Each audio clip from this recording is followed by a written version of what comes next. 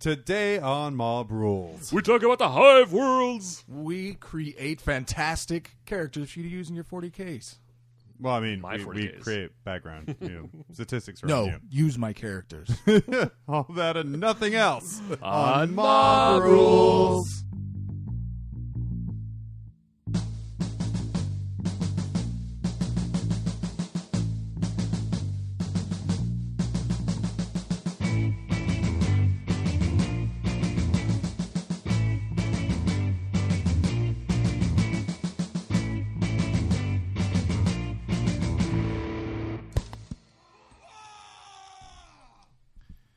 I went straight into it, Ted. Yeah. Not even. And welcome to Mob Rules. I am John. I'm Hi. adjusting my microphone stand as we speak. John. Joined, as Welcome. always, by... Bye, Ted. And, Except for that one time. yeah. Well, and Dave, naturally. I mean, it's joined, as always, is easier than joined the majority of. Yeah, sometimes. By... Mm-hmm. What's happening? How's it been? I've done hobby stuff this past 2 weeks. What? Yeah. What'd you do? Oh, dude, so much. I painted 30 guardsmen, company commander, 2 chimeras. Wait. Conscripts are going up in price. Why'd you do that? Conscripts are terrible now. Yeah. So that's why they're all just regular guardsmen. There are other guardsmen? Yeah, the regular guardsmen. Well, there are no other guardsmen. What are you Which, talking about? I started like trying to make. I couldn't make it last longer than 30 seconds, but I started trying to make a video for us, which was chapter approved review, and it was just like a Sarah McLachlan style ad with like really sad music and pictures of conscripts and malefic lords. Until you got to the Primaris stuff, in which case then they became rejoicing fireworks Like music. yeah, but like just it's like I will remember you. I just like videos of guys crying and miniatures, but then I was like, no, that's too long. Actually, Danny was the one that told me about the up in price a few days ago, and he was like, I think we were joking about like how he's like, if you want to start a guard army, you can go on eBay right now and like buy a bunch. He's like, oh, you know what? John Miller was actually just finished painting a whole bunch of them, and What's great about you know what you could do. what's great? It's the only difference with conscripts is a white stripe in their helmets. You just take your green out, low slather, and they're regular guardsmen. But no, for mine, because I'm doing like the whole Inquisition bent, I painted them all Inquisition colors. So they're all black with red. Ooh. Yeah. I got them right down there in the case there. Little Catachan showing off the arms. Oh, cool. Is this Um, for your Inquisition? Oh, Your yeah, Inquisitor? yeah. So they're not Pastroian Perseporn? no. They're using Valhallan tactics, though. They're not from Oh, Valhalla. They're okay. from Death World 2. That has similar... Death World Calgin. Calgin, yeah. But no, I came up with a new list. I managed to buy 3 Dreadnought drop pods locally. And No then- way. So I have What? 2 over there. How did you? Where did you? Oh, yeah, I know who's there. I know whose they are. Never mind. Yeah, they're hunters. One of our local guys. I could tell. Because I'm like, man, I really want to Dreadnought drop pod. And he's like, hey, man, I got like 2 just hanging out. Yeah. If you want, I'm like, yeah. How much are they going for? I know before they changed to 8th, like they were going for a mint on eBay. They're yeah. still But like, now they're not quite as they're still like badass. $100. Oh, I got okay. them for less, thankfully. I bet. But yeah, Cool, so congrats. I found I'm back on to making Redemptors great again. Because guess what fits in the Dreadnought drop pod? Is it a Redemptor? A Redemptor. Because you know it doesn't actually have the Primaris keyword? Is Redemptors. Wow. So... Hunter, do you have any more Dreadnought drop pods? No, I literally bought all of them. Oh, wow. Damn it. But yeah, so like Dreadnought drop pods, and I kind of made my list so like all of the Marine stuff starts in reserves and arrives to save the guardsmen. I didn't even put a Supreme Command detachment in, even though I was like super tempted to, because I was just gonna put like 5 Inquisitors, but I decided no, because that detachment's that detachment's probably going away Staccato all of a soon. sudden. But yeah, no, so I got like a crap ton done. So it was like super nice, just really relaxed, chilled. It's kind of like I always get to these points where I'm like, I don't want to freaking paint anymore. But then like I'll read a really sweet book and get a good idea, or manage to source the impossible models and And locally at that. That's I pretty know impressive. that's the good part there. And then built even, so shit, I don't even have to build resin drop pods. Are you gonna strip them or paint them or? I'll probably just paint over them. Oh, okay. It looks pretty thin. Oh, okay. Yeah, Good spray man. white, spray yellow. It's the dream. I joined a narrative campaign. Whoa. I What? know, yeah. Joe Peterson's running one. Oh out of the yeah, I valley. saw that. How But did I miss that? Like, I just messaged him, and I'm like, hey, man, I don't really want to go and play in the Valley if I just play in Anchorage and tell you what happened. You cool? He's like, yeah, it's fine. So I'm like, all right, sweet, okay. So, yeah, just, again, looking for reasons to play. Oh, nice. That's great.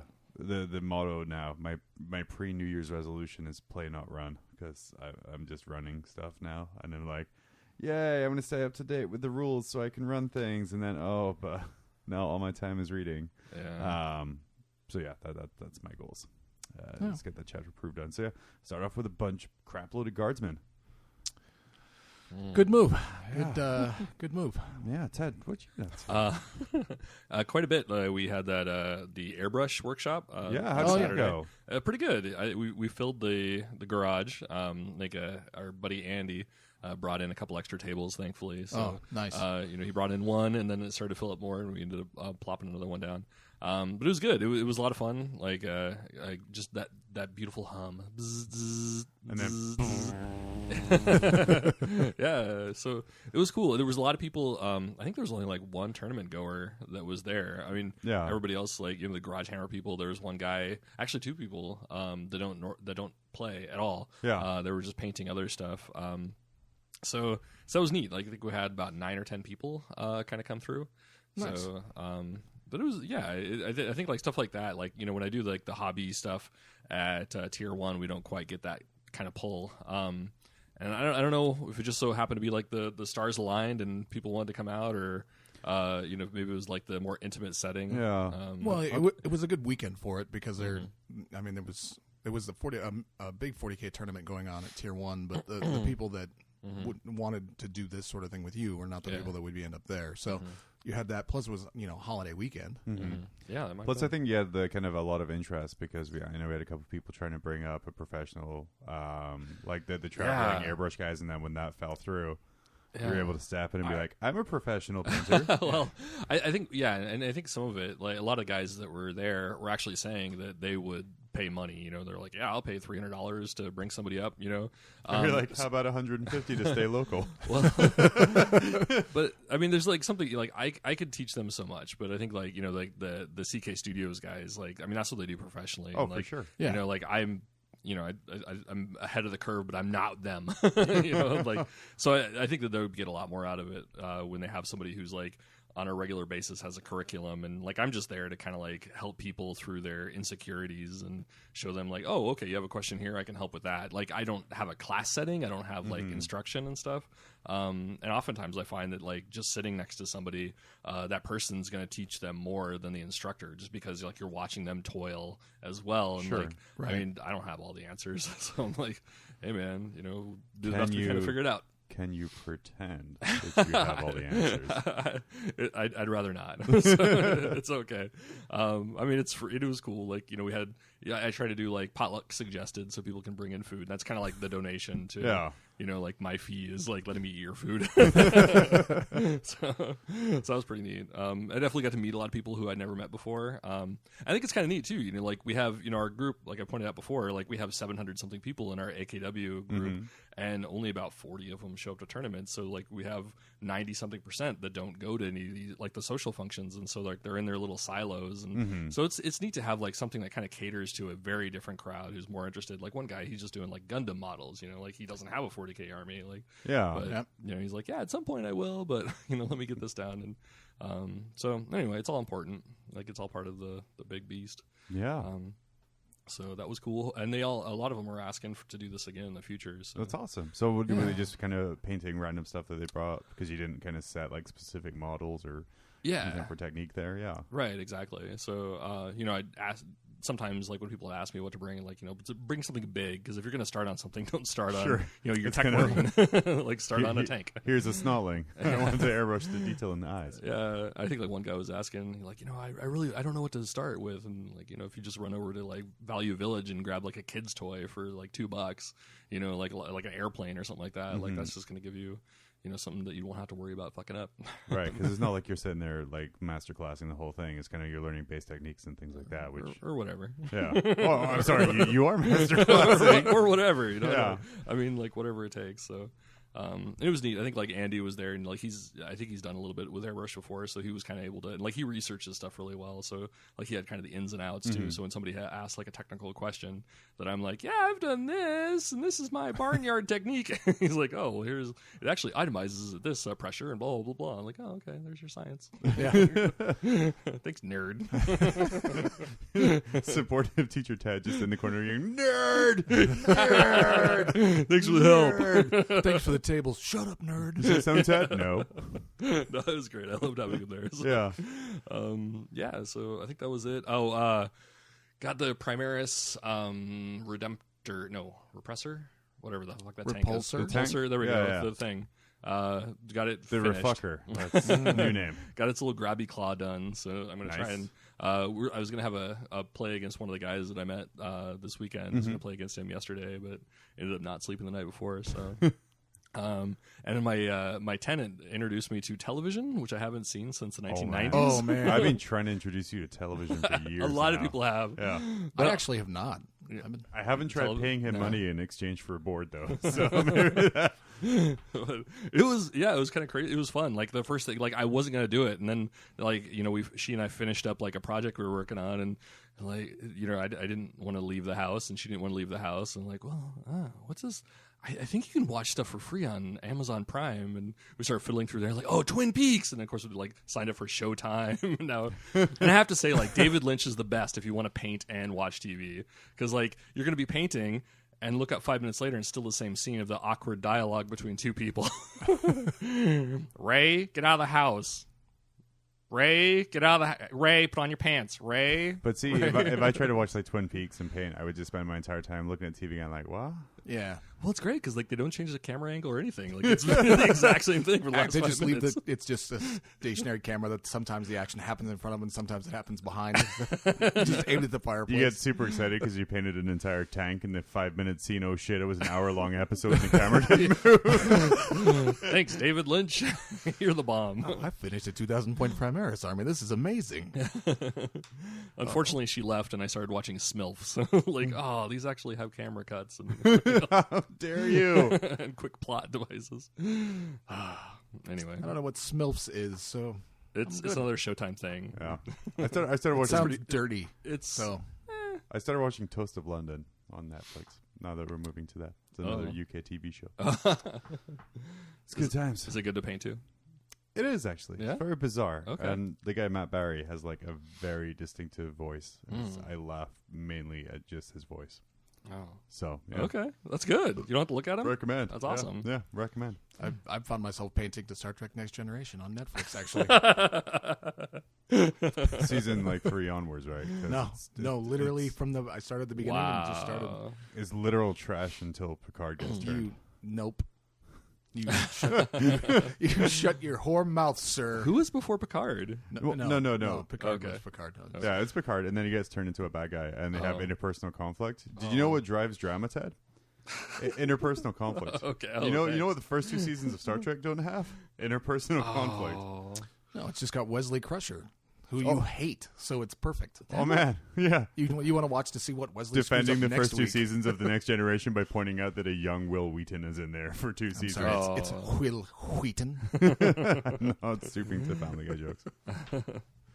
Yeah, that's, All right, Dave. Yeah, what have you been up to? Back on track. All right, back on topic. track. Well, obviously, I've been painting. Been doing a little, keeping working, just keep plugging away on my Primaris. I want to have them all done. I'm hoping that I don't acquire any more models in the near future for them at all. Oh, you owe me $25. Damn Put it! that pile behind you. I figured the easiest way to split it is I give you the no fear for $25. Sure. Yeah. So you have to buy more stuff. That's one way to get it. I've been fighting against buying another repulsor. I really want I want a third and a fourth, but I don't know how I can fit them in a 1,500-point army. I'm sure. Well, they're like 300 points each, so you 390 the way or 347 the way I equip them. 347. Yeah. So that's 1,100 points of your army. Right. Is 4 heavy assault choices. Well, no, they're not heavy assault. They're transport, dedicated. yeah. Oh, Transports. they are? Okay, so Yeah. 1,100 points. So you have Yeah. 400 points left for 1 HQ and 3 other units. Yeah, I can do it. Scouts. So it'd be like doesn't feel 3 right. Bolter Scout Squad and a Are chaplain. you kidding? I just got to wait for chapter approval. Regular Primaris Marines are going down by 10%. So are they 10%? Yeah, done 18. Well, it's 18 points instead of 20. It's way less impressive when you say it like in actual numbers. It's 10. Statistics fuck everything up and make it sound really impressive. It's still 10%. They're 90. That's still pretty good. I mean, now. 2 points drop. Like that's all right. Yeah. Chapter approved is actually really good for Primaris. It's everything. I think chapter approved is good for everything. Well, I mean, Except for conscripts. I think it just puts conscripts back where they belong. Whenever not anyone in people's armies, all right? Whenever anyone points out, well, they have their place. They did. Do. They still do. Like if I want a single squad of 50 guardsmen, I can't do it without conscripts. Yeah, it's like they have their place, but now they're just very specific to that place and not just specific Imperial bubble wrap 2.0. They weren't conscripts. They were just, I'm going to take 30 of you guys and bubble wrap all my good stuff. Yeah, and but anytime anyone mentions it on Facebook, I pretty much just post the Simpsons meme with "Stop, he's already dead," because they'd now be nerfed 3 times in a row. Yeah. Wow. They just keep hitting them with the bat. Yeah. So they got rid of the jib. The summary execution, the commissar rule. Right. So and what was the other one? They also got rid of size. No, they reduced the max unit size. And then they also made it so they only get orders off on a 4+ because they might not listen. And then Conscripts. Yeah, I mean it makes sense. They also increased the points to the same points as a guardsman. Gotcha. That's weird because they're still ballistic skill like 5 up or something like that. Okay. Yeah. Their only real benefit is you can take them in squads bigger than 10. Okay. That's it. Sweet. And their min squad size is 20. Okay. Which, like I said, still useful. You just got to think a little harder how to use them and not just I have an Ultramarines army. Let's take some conscripts and a commissar. Yay! Mm-hmm. So, been painting. Been pimping the Citadel handle like a boss. Butt plug. Changed my Twitter handle to include that in my name, so I'm hoping that it gets noticed and I can get a bunch sent for free. Wait, what? You change your Twitter handle to Citadel butt plug? Yeah, kind of. Honey, it came apart again inside me. I managed. It doesn't accommodate the wider bases that Dave needs. Yeah. She comes into the room with her specula. I managed to pick up an out-of-print GW board game for $200. It's pretty. I don't know if you heard of it or not. It's Age of Sigmar. Renegade Knights. Looking forward to playing that with you paid $200 for that. Yeah. Are you kidding? It's still between worth $350 to $400 is what it's selling for everywhere else. I know, but 400? Yeah. That's ridiculous. You can get why both would you knights do for that? quite Because a you bit could less. do both knights. You could get the upgraded knight, 2 upgraded knights for less. 2 upgraded knights plus the ruins for less. I wouldn't. That's why I bought it for $200. I mean, granted, the rules were impeccable. Yeah, were they? I haven't opened it yet. I made a promise to myself that I wouldn't play any more board games until I finished painting all of my primaries. I did. Oh, you. That's how you got it by the wife, wasn't it? You told her it was a board game. I haven't actually told her anything at all. It's currently sitting at Cody's house. I'm just going to bring a night home and put it on my desk after it's painted. Wife's phone number. She listens to the podcast. She'll hear it. I got about 2 weeks to finish all the primaries so I can justify it. This doesn't go out in 2 weeks, right? What? No, she listens to it. You got late. 4 days. Hey, to Dave's wife, what would really teach him a lesson would be selling me that box for $100. Oh, Shamelicious. I'm going to go upstairs and tell your wife what you had. But you have knights, conscripts. I think it's different. Dave. Dreadnoughts. You bought dreadnoughts. How'd you slip the drop pods by? I told her I bought out-of-print models for cheap. That's clever. What you did. Yeah, that's Which clever. is exactly what I did, yeah. Anyway, you're like that parent that hides the kids like Christmas presents at their friend's house. You're like, Whereas I didn't buy I'm you like that what? kid who sits eating all the candy and watching ultra porn on TV, and the mom comes home and is like, "What are you doing? Oh, I'll come back." Yeah, I really should be punished for what I do, yet I'm not. So there's that. We got the. I'm looking forward to the Ultramar Cup coming up. By the time this airs, it'll be tomorrow. Yeah. It's this Saturday. Out in the Valley. Out in Valley. First one we're running out at MJ's Cards and Comics. I'm excited for that there. Robert Hart out there being very good to us. Trying to help him out by making everyone who goes by chapter approve from him. That's actually my plan. Yep.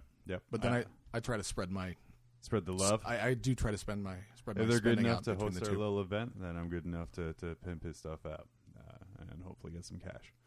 But yeah, very excited for that. I'm excited to see kind of what Valley players we get at, because that's not really a scene I'm out to. Well, you're getting 4 of us, at least from Anchorage. Craig Baxter's going. Tyson's riding with me. Cody's coming to watch. I believe. And then DeVoe's playing. DeVoe's coming out too. So yeah, so it's going to be a good crowd. It's just going to be us. It's going to be 4 of us. even then, it's still a good crowd. And Joe Peterson. Yeah, Joe Peterson too. And like, I haven't spent time with Joe in a long, long time, so I'm having dinner with him that night as well. Oh, cool. So I'm very excited for that too, because catching up, yay! Because I don't really get out to the Valley as much as I should. I think I get out more than you do, and it's literally just to go to MJ's. Yeah. Yeah, and then Nate and I started talking about running gladiator events as well. We're very excited about that. A gladiator event, it would be 2,500 points with 0 restrictions whatsoever. Take whatever the hell you want. That sounds terrifying. Do whatever the hell awesome. You want. Like once a quarter, say, and just have bring whatever, do whatever. Like kind of really trying to appeal to that uber competitive crowd. Like, who cares? Fuck you. Yeah. Just, is my list legal? I don't know. Sure, whatever. So the chapter proof points value stuff that we talked about, right? So when they announced the super heavy tank, I was like, oh, that's awesome. And then they announced how much it cost, and I went, ooh, that is way less than I thought it was going to be expensive wise. Yeah. And so I looked at pre-ordering it, but then I didn't because I'm going there anyway. And I'll just slip it into my luggage. Sure. Do you know how much shipping is? That's why I said I could just 50 pounds in each suitcase, and you're trying to take a super heavy tank back with you.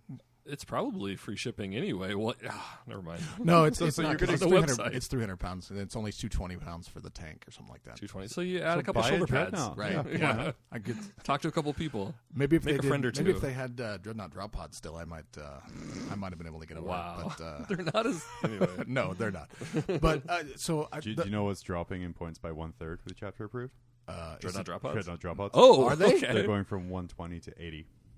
So you basically just you robbed Hunter. I played the bingo of Games Workshop. You robbed Hunter to pay Paul. I made my list using the new chapter approved points values, and then I made my list using current points values. Current points value is 2,200 points. Yeah. Chapter approved is 2,000. Oh yeah, I'm very excited. Cody is excited. We sat down and figured out what the new thing is for his army. His 1,500 points right now. He's currently over by like 70, 80, 90, somewhere in there. And with the chapter approved, it takes everything down to exactly 1,500.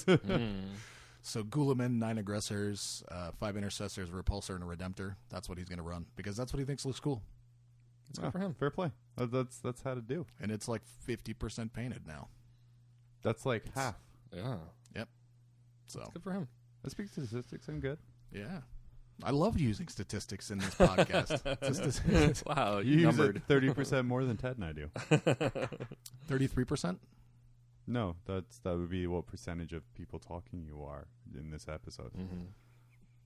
There you go. Use your correct statistics. All right. So what's on the docket today? Yeah, so today we're talking about life in a hive. Yeah. Not a beehive, because that is the seminal Jerry Seinfeld movie, Bee Movie. Or a hive fleet. Or a hive fleet. You know, that'd be boring. It would just like be an hour of us being really sticky. What do they do on there? Like Harmagons, like playing Guitar Hero? We're bringing that back. Like, I don't know. We're bringing that back. Yeah. This is Spore Hero. Spore Hero. Oh no! What are those like called? Gestation Hero. There you go. I imagine it to be more like a whack-a-mole kind of game. Oh yeah. Little tiny termagants are poking up through the side of the ship, and they're just smacking them down with a hammer. You played whack-a-mole way differently than I did at Chuck E. Cheese. Sounds like it's Pac-Man. Yeah. Now we know why Ted can never go back to Chuck E. Cheese. So. Oh man, my mom worked at a strip club. And then also. I want to go to that Chuck E. Cheese. Also, inspired by the re-release of Sly Marbo and his Laz Uzi, I challenged everyone to come up with 2 other seminal 80s action heroes we can rip off and put into 40K. And I'm very excited about that. Though, quick poll. Uh-oh. I think I already converted him. Is that all right? That's fine. Okay. How many of us chose Snake Plissken? I suggested you take him. And I said, no thanks. I haven't watched the movie. And I said, neither have I. Oh, man. Okay, good. Because I figured we'd all just take Snake Plissken. So I want to take Snake Plissken. Sly Marbo is holding Plisken's gun. Is he? We haven't watched the movie, Dave. How do you know? Twitter. So Okay. people are putting pictures next to each other. There was Rambo on one side, Snake Sly in the middle. So I've come up with some backstory, some sweet backstory for my two. Dave's come up with yours. Well, it should be fun to kind of tuck that over there too. Don't have any rules because rules are dumb. Yeah, story's where it's at. But yeah, we're gonna cross out the stats I wrote down. It's all right. Your tears are already blurring the ink. We'll be right back with our next segment. The new Mark IIIA uses a ceramic overplus steel with a buttressed carbon composite frame. What? Oh yeah, which one of those is it? All of them. Oh neat. Hey, is this a cup holder? Yes, the driver's compartment has a cup holder as an optional accessory. No way. Shut up. Cup holders? Well, not everybody has a life support system. So for the exploratory group of mortals we felt... Cup holders? I'll take it. Mark IIIA also has a traditional quad thermal reactor. Hey, do you think I could try it out? Well, of course. The ignition is on the dash rack. I brought my favorite travel mug. I got it in this amazing bakery in the Segmentum just outside of Armageddon a few years back. Oh my gosh. Perfect fit. So anyway, as you can see, the new Mark IIIA has a power coupler interface in the top hatch to allow for modular weapon components that can be... Does this have a heater in it? I hate it when recap gets cold. If the coffee holder had a heater, that would just make my day. We hadn't considered that, as most chapters use a Stardate drivers, and most of you as Stardates don't drink recap. But I suppose we could build you something. Great, you tech priests are the best. Do you want to see the comms unit specs? Nah, I'm good. Is there anything I can... No, we'll take 11 of them. Thank you. The Emperor protects. Space Marines hate change. How'd you ever convince him to upgrade to the new Mark IIIA? Cup holders, believe it or not. Oh, cup holders. Brand new Mars pattern Mark IIIA Rhino. New with cup holders. I hate freelance work. It means you have to have ambition. Oh, yeah. I'll do the thing that you normally get paid for, but... Yeah. Getting paid is good, though. No. Oh man, it's good. Yes. Oh, we're back. Yay! Hi. Welcome back. Well, what are we doing first, Ted? Let's do Hive Worlds since it's sitting on the Worlds. top of the pieces of paper. Oh man. Yeah. Okay. or should we do the other one first? Because start at the bottom and work our way yeah. to the top. Is that what we're Oh gonna no, do? you have more than one piece of paper. I just have the well, I the got the characters. We could do the characters. Oh man, first, your then- characters no, list. No, Hive then you Worlds guys- first. What are you talking about? Yeah, Hive it's Worlds only first. because I wrote it in pen, and you have it probably twice as many words there, and I'm not gonna be able to read half my words. So Hive Worlds. Oh shit! We're okay. All right, back to Page the down other. a bunch now. Jesus. Oh, okay. Make man. up your mind, Dave. I don't run this show. So once upon a time, in a land far, far away, there was this thing called a Hive World. You don't wait when you started talking about this. Yeah. Like the first thing I thought about was Mega City 1 and Judge Dredd. Well, yeah. Because what was it? Like, I think they were saying that, like, they were trying to get the contract to do a game for. I think they had it for a little while to do like a Judge Dredd was miniatures it? game in the 80s. And then they lost it, and that's when they started the Arbites. Yeah, Wasn't it because right? they had like the models already done, so they just kind of shaved off the Judge logos and things like that. And so, yeah, we had like the Hive Who's World. this Arbite with a skeleton head? Never mind. Ignore him. Yeah, so I think in a lot of ways, like the 40K lore is kind of like the casserole from like multiple like nights dishes. Like, well, we got the turkey from Thursday, we have the ham from Friday, and there's all these eggs left over that we scrambled. 40K is that leftover egg roll you make on Sunday morning to try to get rid of all the leftover And food. I think a totes. few of their games are like that. I mean, I know like fantasy is like you take a little bit of Tolkien and you mix it in with a little bit of D&D, and then you mix it in with all this, and out pops the old world. And I like I said, 40K is kind of the same way. Yeah. Where you do kind of get the like the different. You can kind of see where a lot of the inspiration comes from, and then they turn it up to like 100. I think they did a lot better job Make in it a lot of way ways. darker. Like I know this is going off subject, but in a lot of ways, like they kind of, even though they kind of took some of those elements, I think they fleshed them out like so much better than like Tolkien always like for me like felt as though he's kind of pulling shit out of his ass like as he was going along. And I understand like the Hobbit was like literally that was what he was doing. He was like sending chapters to his niece, was it? And so as he went, they're like, oh, let's click this into a book. I'm probably wrong, and I'm probably going to get flamed, but whatever. It sounded, We're right. If you want to send in your responses, tell us we're wrong. We won't read them. They originally made Judge Dredd as an RPG made by Ian Livingston and published by Games Workshop. Okay. Took about 90 minutes to play a game, 2 to 6 players. Oh, wow. as an RPG. It's complex. No, it was a board game. Its complexity rating was 2 out of 5. Wow. Yikes. So what was that game or that game system with cheap ass games? Do you remember that back in the day? No. They came in like Ziploc bags with photocopied paper and like this really shitty 20-sided dice. It didn't have like the numbers colored or anything. Just like a white piece of plastic. I definitely remember the name Cheap Ass Games, but I don't think I ever picked any up. Oh, yeah, we used to, but they were anyway.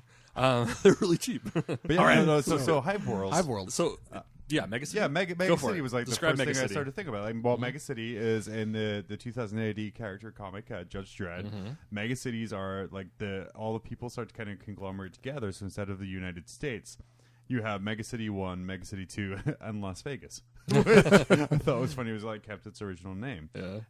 And they're just these area like I think Mega City 2 on the West Coast is like what 50 million people or something stupid like that.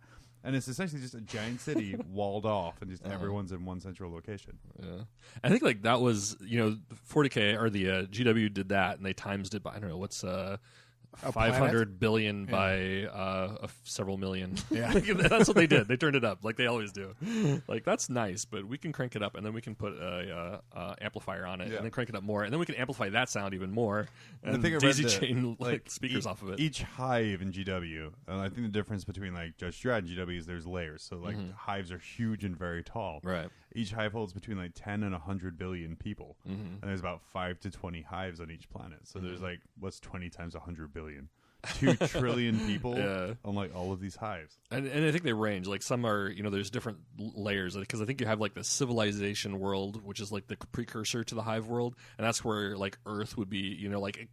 Modern day Earth would be like your civ world, and then it would slowly grow. And as soon as you get to the hundreds of billions, then you're classified as a hive world. And although I think like lately they say that doesn't happen so much. And then I think like after that, then you have like the different layers of like what is a hive world. Like Terra is a good example of a mega hive world where it is just one city. It's like teamings of people on top of people on top of people.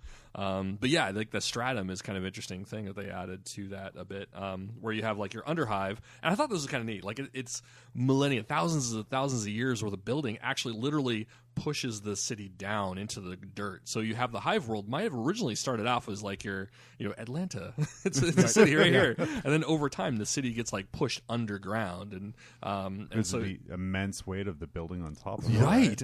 Yeah. So I mean you have this the undercity, the underhive. I mean it's like you're kind of figuratively speaking but also literally speaking as time goes on. Yeah. So. And as it decays as it's further down and just keeps collapsing and turning it into awesomeness. So like a hive, like tunnels underneath a city, with homeless people living in it and stuff. So I don't know about you guys, but I just focus mostly on the underhive. Okay. Did you guys mostly focus on that, or I went hives in general. Okay. Yeah, like I said, I mean, kind of me too. I mean, but it's great. It ties into the newly released Necromunda game. Yeah.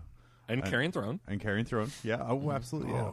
I think the favorite thing, like I before we kind of move specifically into the other hives, I really like in the descriptions is you can they're almost like trees where you can tell what section you're in by how old the architecture is. Like at the bottom, it's older. Like I know in Carrion Throne, they were in a part where it was like old. It sounded like 20th century church because they were really far down. And as you go up, it gets newer and fancier. Completely forgotten areas. Yeah, monetary. The wealth of the citizens living in the lair. So I'd love to go back and talk more about the underhive, but just kind of like just to breeze through them so you have an idea. So we have the underhive, which is like the bottom layers, the filth of the filth of the filth, and I saw this like really great description that I want to get into later of it. But then after that, you have the lower hive. Or just hive, or no, I'm sorry, the upper hive. Yeah, it's called the upper hive. So you have upper and lower hive, and that would be like your lower middle income people. Like, they have shanties. I have a shanty of my own, and if I work extra hard, I'll get a second meal today. They work 2 jobs so they can pay their shanty. And then after that, you have oh god, what is the next one? It's not the upper. It's the spire. Not quite the spire. The spire's way up. Yeah, there's one extra layer. Maybe it is actually the spire, where you have the middle hives. They're okay. No, that was the. Oh shit! I wrote stuff down. Upper hive. So you have the lower hive, the middle hive, and I'm sorry, that was actually I said the upper hive when it's actually the middle hive, and that's like your lower income. The upper hive is like your middle income people, and they actually have like visible police, parks, houses, and like a lot of your industry owners live there. Like, hey. Oh yeah, it's a park there. It's good for the kids. I mean, good schools. I'm sure their parks aren't quite like ours. Plastic trees. All of the kids' play sets have like skulls and spikes all over. Keep with branding. So the spire, once you get up a little bit higher, and this is like almost to the top, it has the bureaucrats and the royalties. And then I think you go up another level, but I don't remember what that was called. And that's like your governors. Your upper spire. California, Asian. Maybe it's the upper spire. Yeah. So that's just like a quick run through of what the Sure. stratums are. So you take us to the Hive top. Layers. So let's go right back to the bottom. Oh, you want to go back to the Yeah. My favorite description of this, of the way the Hive Cities work, was they said that it was like a trash can. Like as you pile shit on there, you have newer trash, and like each layer below it gets like older, more rotten and compressed, and as you add more and more trash, like the bottom layer becomes just like this soup of nasty shit and mildewy rot on the bottom that is like a nonsensical malaise. Like that's the lower hive. Yeah. That was beautiful. It was poetry. What I really liked about reading about kind of lower hive is they're saying that like the people who run the hives, they know it's there, they know it's the problem, but they feel kind of humanity needs that outlet to be utter shitbags. So they let it be, just so like there's a place for kind of miscreants and sin to go. So it stays, keep it in the underhive rather than kind of up top there. Right. So it's kind of like a Las Vegas for the hive world. Oh, but without the glitz, the glam, and the nicely sculpted boobs. Just like mutant repository of plenty of gambling and drinking though still. So yeah. Total Recall boobs all over the place. Lots of gambling and drinking. So like that's why, and it's kind of like reading that is like that's why like you have places like Necromunda where the underhive is just nothing but pretty much all out warfare. Yeah. Is because they know about it, but like, they're keeping themselves busy down there. Let's let them go at it. Yeah, what I found thought it was interesting. Like, okay, so you have like you have like three big exports that come out of Hive Cities for the most part. Number one is people, like a lot of your Imperial Guard, or like Necromunda was like a Space Marines even. So yeah, Imperial Recruiting Fists, yeah. like they pulled out a Necromunda. And I think like so people were a big thing that they export. They're also a manufactorum for the most part. Like a lot of your hive cities have factories down below, and that's like the lower hives are just like full of the waste and the bullshit. And I thought the third one was kind of interesting. It's almost like they're pulling out archaeotech because they are so old. They have been around for thousands and thousands of years. Like it's almost unheard of to hear of an STC could pull out of there. But like a lot of these hive cities have been around since the dawn of time. So you're gonna find that little fax machine instruction manual. So far they haven't like pointed to any that I could find where they actually pulled an STC, but it's like it's waiting to happen. And so they're almost like selling off their history as like part of their like their income. Yeah. So, and the only people willing to do that are the gangers. So because it's all rough. I feel like it's like a Western. Like everything, like all the Cal Jericho stuff, all the Necromunda kind of fiction I've read. Everything I read of the Underhive it's like a Western where you replace the desert with poop. And you replace kind of like the wooden buildings with corrugated steel and like old vehicle parts and things like that. But in its essence, the Underhive is kind of like the Wild West. Yeah. And that's kind of how I view it. You have, outlaws riding into town. You have like an overworked arbiter squad. And it's just everyone knows what's going on. And even Outlanders, the old Necromunda supplement kind of points to that, where you have outlaws who ride into town and kind of pillage and then run away again. So I kind of really like the Underhive just because that kind of spaghetti Western style vibe. Because again, going back to Necromunda, we have like bounty hunters, hired scum, all that other kind of stuff. Is just it's a spaghetti Western in space. Well, that makes sense. I can see that. Yeah, I mean, you have like your law doesn't exist. Like it's a series of arrangements. Like it's not opportune for me to kill you now, so you're not gonna be killed now. But that's about like the extent of the law. You know, like some guy goes to kill someone else, and the sheriff walks in and be like, "You having a problem?" "No, sir, we not having a problem." And he's like, "Right now." Yeah. That's that to me. It's just that. And I think like every once in a while the Arbites do come down, and like every once in a while you'll get like a governor who's like, let's just go and clean all the crap out of there. It's just horrible. It's starting to bubble up a little bit, smell a little gross, and I've actually heard like two different competing, well not competing, maybe they're complementary theories to this. Like one was like, yeah, you had like this altruistic person who's like, go down there and kill off a bunch of people, and like we're gonna cleanse our hive city, and then they do that, and then they get just obliterated by the gangs. Like I don't think there's like a historical, like successful. And then they're like, it was a complete complete success. We wiped out all of the crooked arbiters. Yeah. But that was another thing. It was like part of them was like the corruption in a lot of these hive cities are so immense that like a lot of people are jockeying to get jobs in the Arbites, and so it pays better. Yeah, they'll send off a whole bunch of Arbites to go die so that they can open up some job positions. So yeah, that was the other one. So I'm reading about some kind of revolts in hives. I think the Underhive people are all revolting. There's Waka. There was So Hive pretty. Worlds' infamous Tyburn food tax riots, where they rioted over food tax, but that caused their population to double in a year. So they were protesting by getting down. Yeah. But then apparently natural attrition. That's my kind of protesting. Natural attrition got it back down to normal in a few months. And then there was a civil anarchy that left 1 billion dead. And I'm like, where the fuck do you put 1 billion dead bodies? You burn them, I guess? You eat them. There was a 2-decade-long period of petty revolts and anarchy, which by the misrule of the leading house, which killed 1 billion people. And, whatever. Yeah, whatever. It's gonna. It is what it is. That is 5%. That's a statistic. 5% of the population. And then other times, 33% of the people are now making statistical jokes. That's all I know. okay. Sorry, I was reading yeah. something. I thought it was great. Me. Yeah. I pushed the buzzer. Well, I was gonna say, so a lot of these people in Underhive will never see the sun, Right. the light of day, or Which is good and bad. Which is good and bad. Yeah, to get that wonderful Terran gray. You have to imagine vitamin D deficiency is rife, and there's not a lot of happy people down there. A lot of sad people.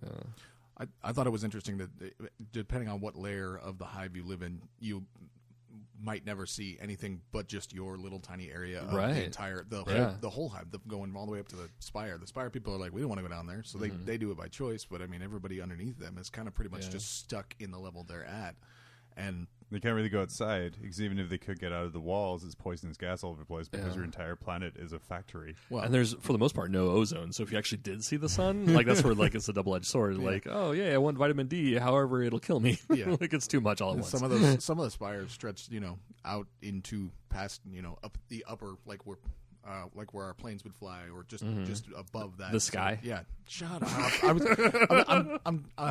They stretch into the sky. Talking about just barely, breaking that plane into actually being in space as opposed to still being planet bound, if you will. So, and hundreds of feet high in the sky.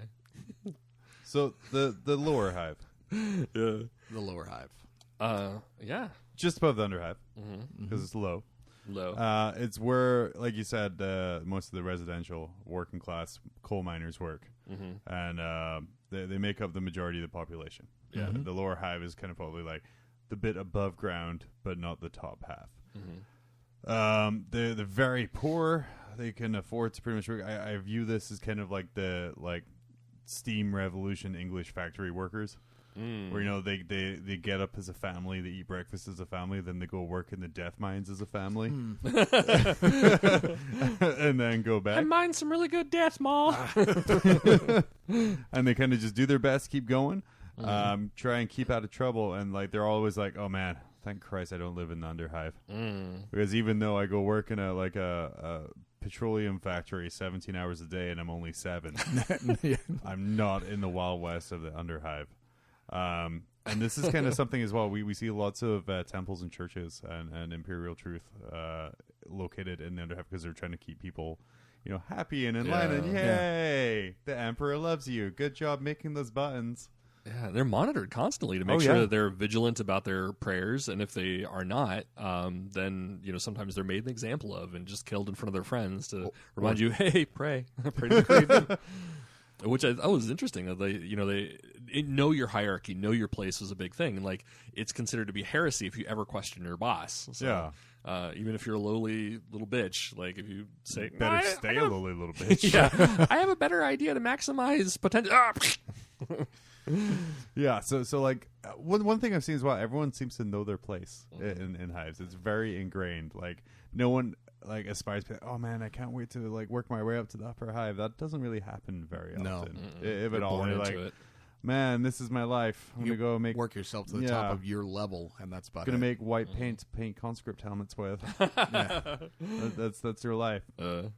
And that's kind of like the lower hive, so like lower middle class English coal miners from the Industrial Revolution. But when you get down to that lower dregs of society, frontier, Wild West, there's not a know your place. Those guys, continuously fight and jockey for position regularly. There's no, I'm the top dog. It's just who's going to be the top dog today.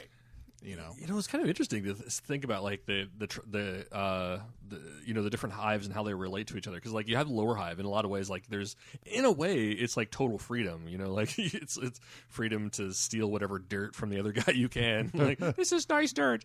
But I think like it's almost like more freeing, because like you start going up the levels and like you're really kind of stuck in those case system. I think like they were saying that was it the middle hive, like that's where your Imperial Guard usually that's where they come out of. So that's where they're recruiting from, is like those people who like they have just enough to have some sort of like order in their life, but then not enough like question it.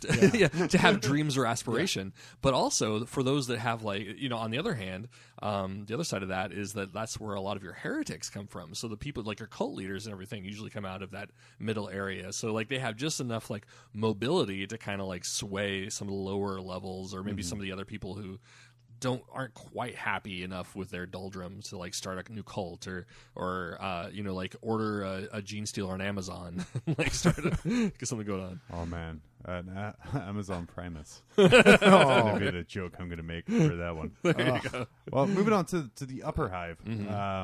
This is where I guess the suburbs of the hive. It's where kind of your middle managers and your bureaucrats and everything work. I think the most interesting thing for me on this here is they said that like your factory managers and stuff live in the upper hive. But for me, that means they live in the upper hive, but they work in the lower hive. So is there like a checkpoint system where they're like, you must be this dirty or you must be this clean to move on past this point? That's right. They got like a rag on their door that they wipe themselves down with to get like extra filth on their clothes. They hold a napkin up to the people's teeth to see how white they truly are. But yeah, so and it's like I said, it's the suburbs. People have bigger houses. Like I said, there's parks and all that other kind of fun stuff.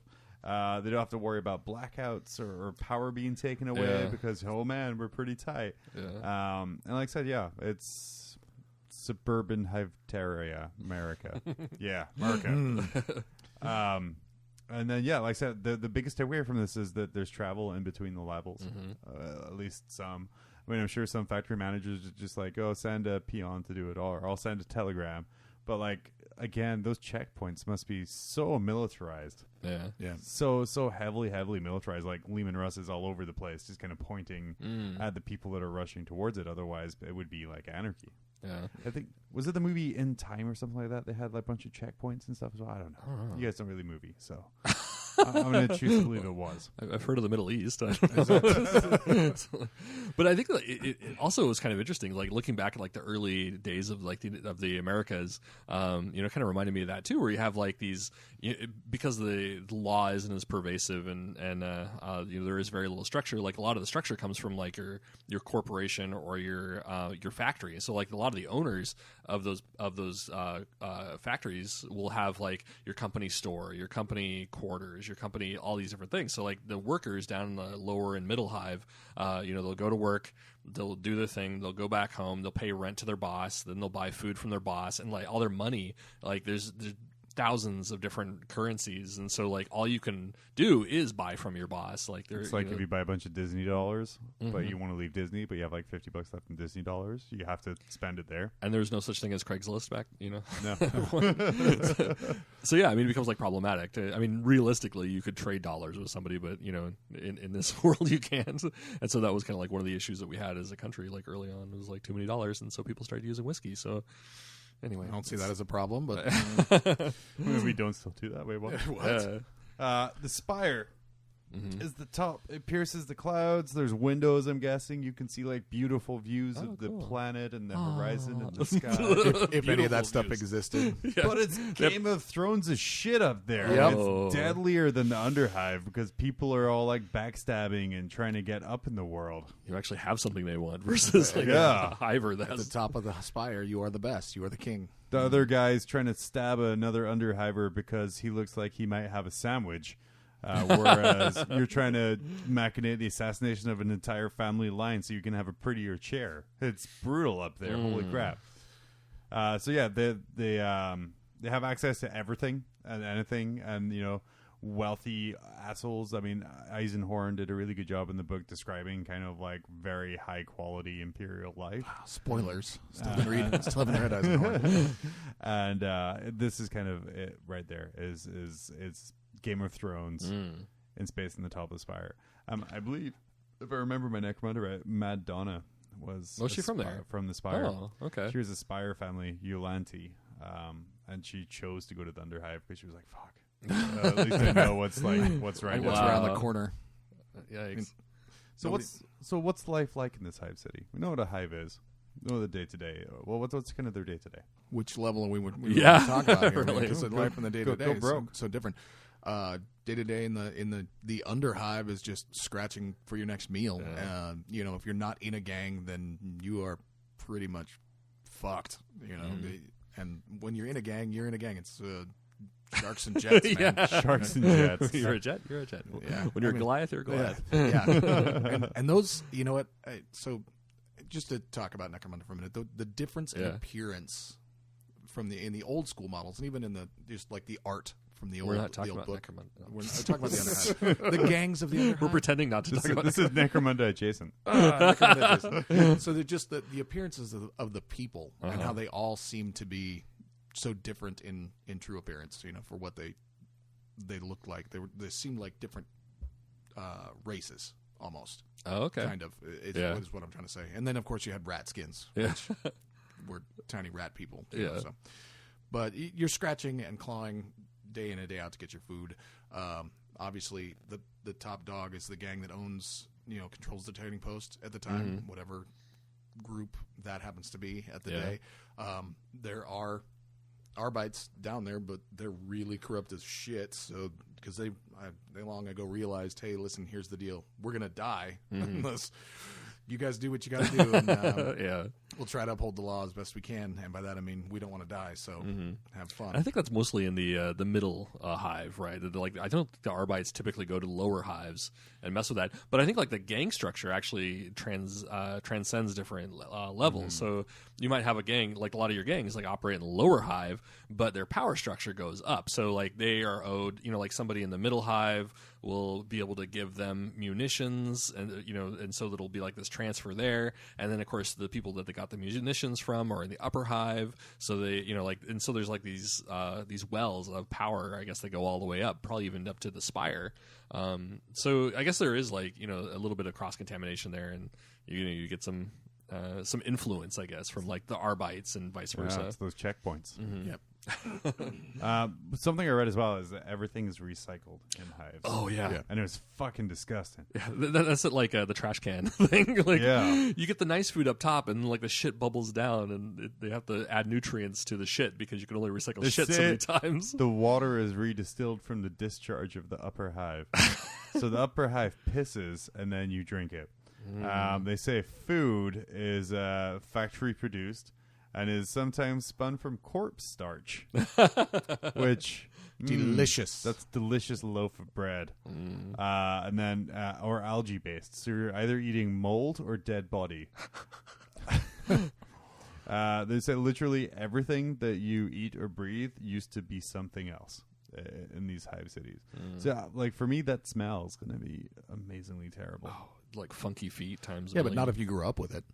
Yeah, you're just done with it. It's like cool. No, I mean, if it's something that you never didn't smell from birth, you're not going to notice. It's not going to seem out of the ordinary to you.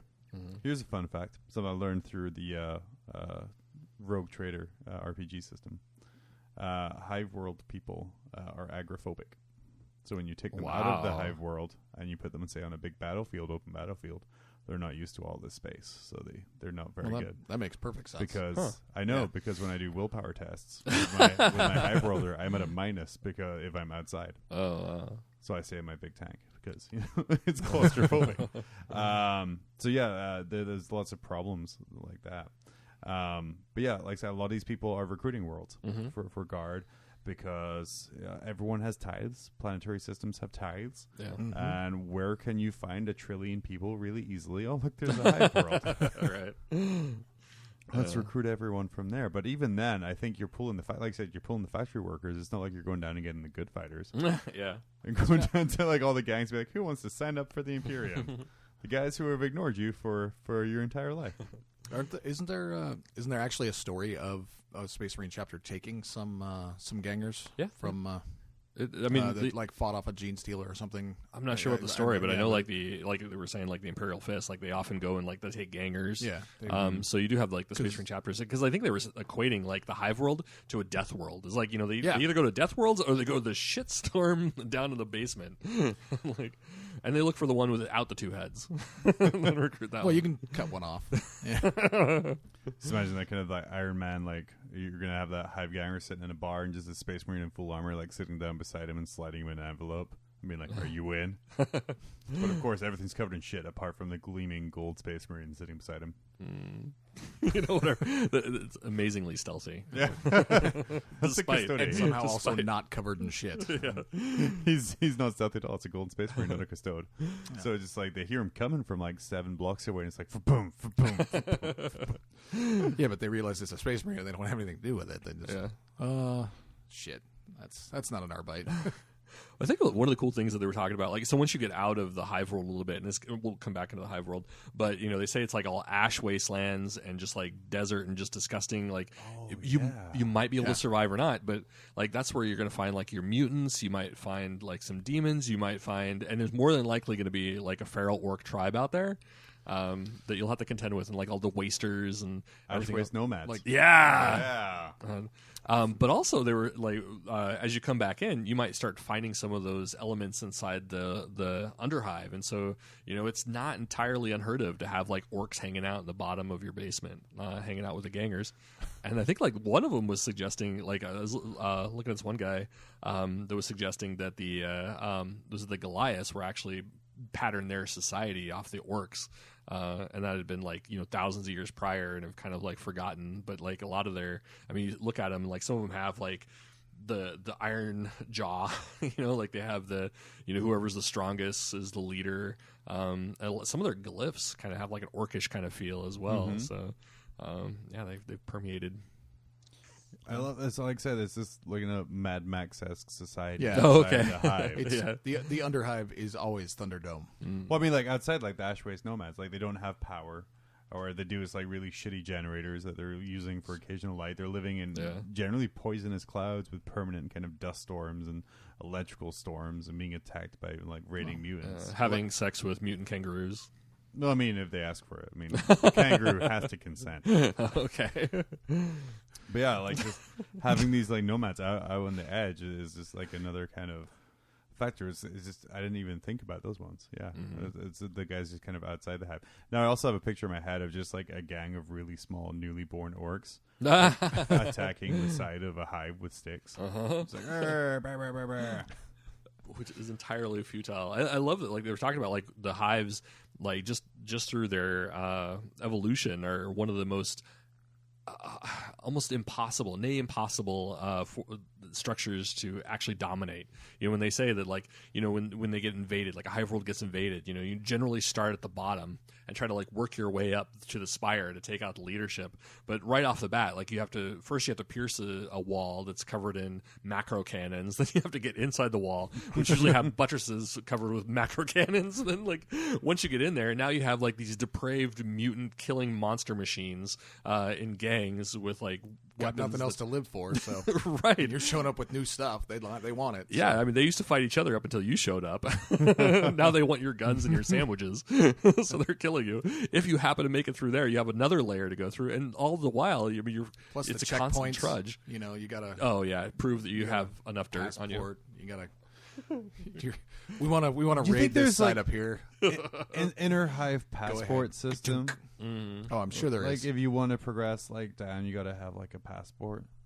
I think it just has like it's a bar with filth on it.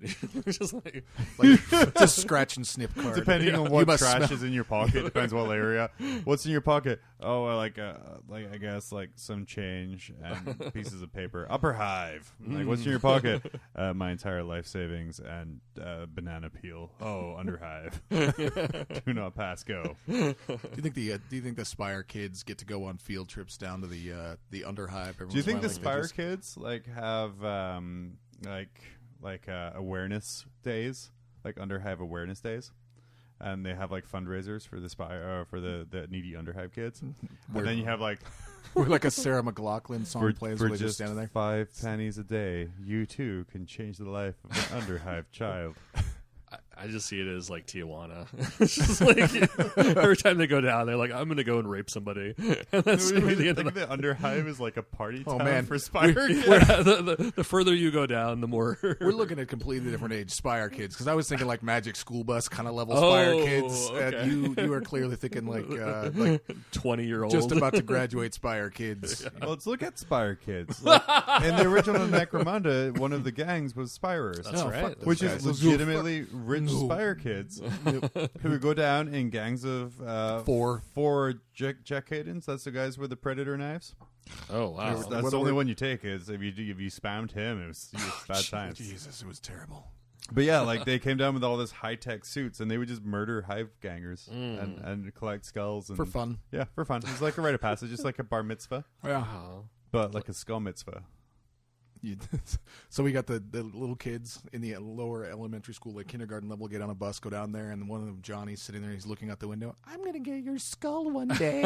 It's like Leopold and Lowell. Or it's like, take your dad to work day, and he throws down his like trophy, his bag of skulls. Yeah. Like, this is how I inherited my family fortune. Skulls and bottle caps. We took their fortune too. Got to prove yourself worthy on the Necromundan Hive World planet, I guess.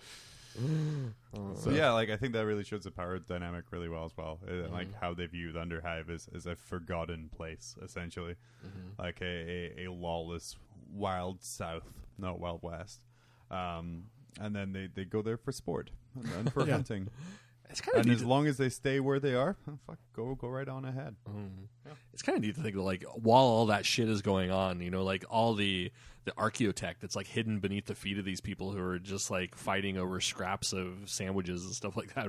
You know, like the untold wealth that's going on beneath them, and they're just kind of oblivious to it and like dumping sewage and industrial shit. Spaceship where they landed to colonize the planet before starting to build, all that stuff's still down there just waiting. Right, the Autobots are just like in their spaceship underneath Teletran 1 waiting to. One of the things that I read, I can't remember where I found it, but it basically says like the person that runs that lower Underhive down there actually has more wealth than a lot of people higher up because of the way that the trading system works and the way that everything goes, and you accumulate everything so that they could move up if they wanted to. They could buy themselves, a slot. But why? You're top dog down there. Yeah. Why be top dog down? Why be a bottom big fish in a little pond, right? Yeah. A little big fish in a big pond. Huh. Yeah, that makes sense. I mean, you go from like King of the Hives to like the jizzmopper at an adult bookstore. Yeah. Like, hey, I worked my way up. Sort of. Really. So the trading. Not that there's anything wrong with being jizzmoppers, in case our listeners are jizzmoppers in adult bookstores. It's a dirty job. Someone's got to do it. How come my Anyway, phone so never you're does I'm that just job? thinking now there's like 6 people who are going to listen to this on Friday and get totally offended. They're like, what's wrong with my job as he's busy mopping the floor? At least you're not a hive ganger. I'm just saying, you're Yeah, not a hive that's ganger. true. I'd rather be a hive And ganger. also, hey, just be thankful that he's only mopping the floor. If he's wiping down walls, that's when it's an issue. No, that's a jizz. That's a jizz window cleaner. It's a completely different hierarchy of the jizz cleaners. You work your way up to mopper. You start at window. window. Got my jizz decks over here. squeegee. Where do you think the trading post gets all of their stuff? Because every underhive has a trading post. You always hear about it in all the stories that for any Necromundan type stories and ganger stories, stuff like that. I mean, where are they getting what they provide to you? From what I understand, I think they're getting it from like the upper hives, and that's where like those like those power wells happen. Like where you end up trading with the upper echelon. They bring you weapons. They give you your las pistols and so on. But Or they're getting it from the same place they get their meat. And kind of we have a Sweeney Todd-like situation. Oh, yeah. Where they make pies out of people and then just be like, hey, I have this jacket for sale. Slight knife wounds. Has a hole in the back. I made this las pistol out of somebody's spine. Yeah, or like the genuine handmade skull bowl, which is just laying at the top of the skull cut off, and then you have your cereal out of it, your Fruit Loops. Everybody needs Fruit Loops. But again, no, they get their stuff from the upper. Fruit Loops are people, so with the added nutrients. They get their Maybe they supplies really are. from the upper hive, and you have kind of these like wagons and these like cargo trains that they're going between the two, and because some of the fan-written Necromunda scenarios were like attack on the train. it's things fan like written. that. It's not canon. Doesn't count. Well, I mean, it's canon that there's like what are they called? What? Like Underwear? Yeah, underwear. There's underwear that kind of goes down in between. Like, So it's a thong. Shuttles? It's a thong. A group of people going together. Redemptionists, pilgrims, Of vehicles. clan, a convoy. Caravan. Convoy. Okay. There we go. That took way too fucking long. That's my suck at favorite part of the Pictionary. episode so far. It was like a great guessing But game. it's like what are you drawing over there? like a convoy of supplies coming down and that gets attacked by gangers Well, yeah, but why bother supplying the people in the lower area? because they're paying money for this Yeah. stuff. I mean, like you were saying, like some of the high the kings, like the leaders of the houses have more power than some of the people that are above them. So they can use that power to get las guns or only once recycled meat. A rare treat. It's like Scotch where you have a 35-time recycled meat. Now 90% less poo. Aww. It's like Taco Bell. Yeah. All right, I'm spent. I got nothing left. You want to end on poop and Taco Bell? I mean, I would just say like life is hard. It's the Incredibly hard. Imperium kind of 40K. Death is everywhere. Life is hard. I would actually say the upper upper hive is literally the only place where life isn't as hard. I mean, because I would say that in the spire itself, life is really hard because you gotta watch your back continuously. There's all sorts of underhanded, shady deals and people trying to assassinate your family. Then you go down to that bureaucratic level where everybody is, and it's just kind of, we live here, we're fine right where we're at, and then you go down another layer and you're a lot of scratching and clawing and robberies and stuff start happening, and you keep going down, it gets worse and worse the farther you go out, and so totally top, bad. Totally bottom, bad. Yeah. The people on the bottom Closer to the center, the closer to okay people are. Well, Until they get recruited for the guard. Yeah.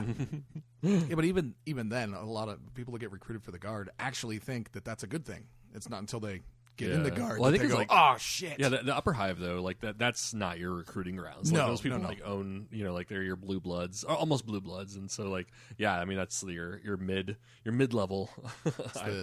But so one of the things that I thought was kind of sad too is like you almost like escape as soon as you escape from these things, like you fall into like the shark's maw. Like as life gets really horrible, you get yourself a job, everything's looking good, you got your shanty, and then all of a sudden you break your knee in your factory job, and the mechanicum noticed that.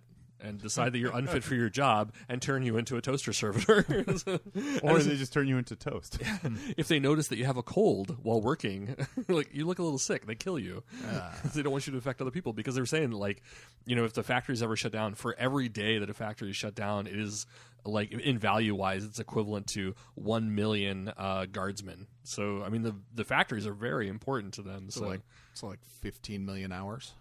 I don't know. Yeah, something like that. That was math quick. I don't think there's a minimum wage. I don't think they have to worry about productivity. No, I believe that in the actual hive, if you're not in that bureaucratic layer, if you're in the working class layer, you are literally just working for almost indentured servitude. All your food is for sure. Yeah. Your food and your housing is provided for you. It's the Industrial Revolution, and there you go. Yeah. That's it. You get that, and then you get to live. So, and you get to produce kids that can continue to do the exact same thing. And there's no moving up unless you break your knee and get turned into a toaster. In which case, I mean, and if moving up is being turned into a toaster, you have a pretty shitty life.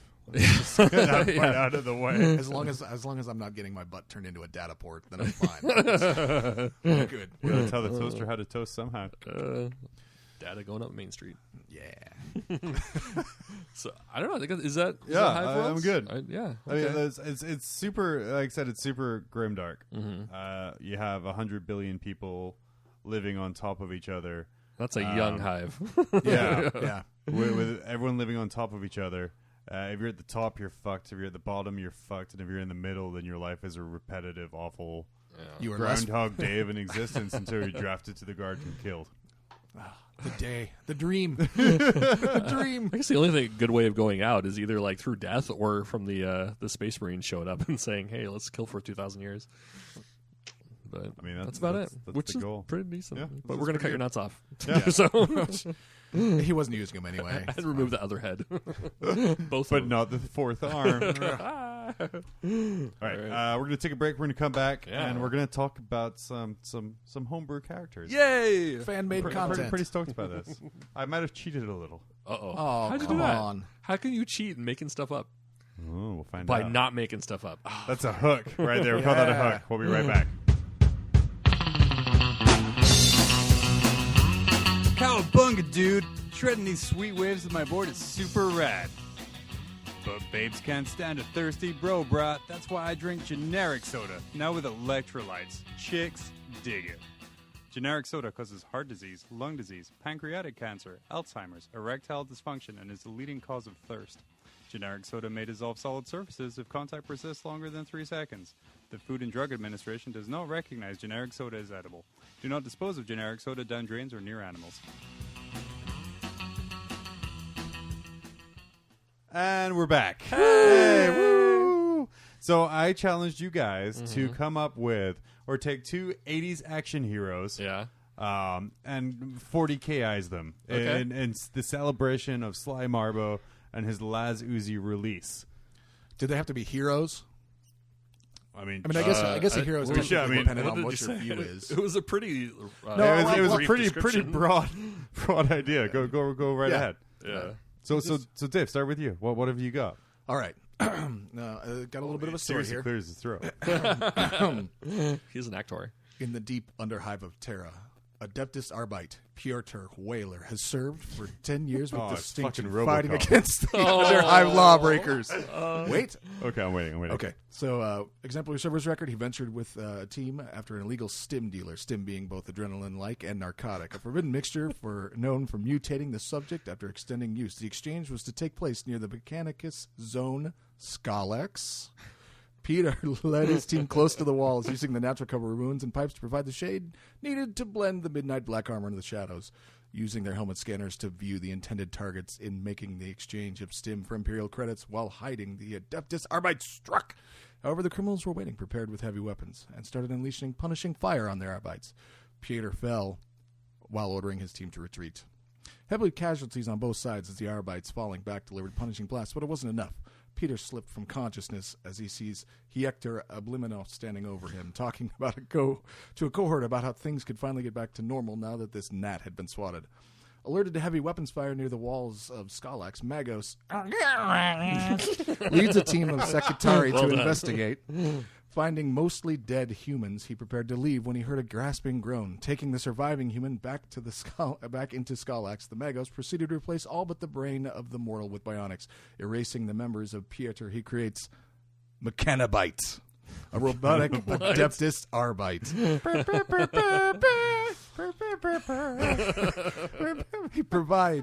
He then sends the robotic Adeptus Arbite out to the station where Peter was originally stationed and pairs them. Is there like a lady Arbite that's like, Weller, it's you? Nope.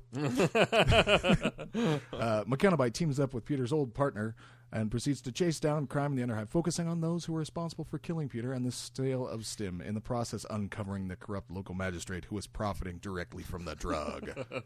Nice. So that was RoboCop. That was really good. What? No.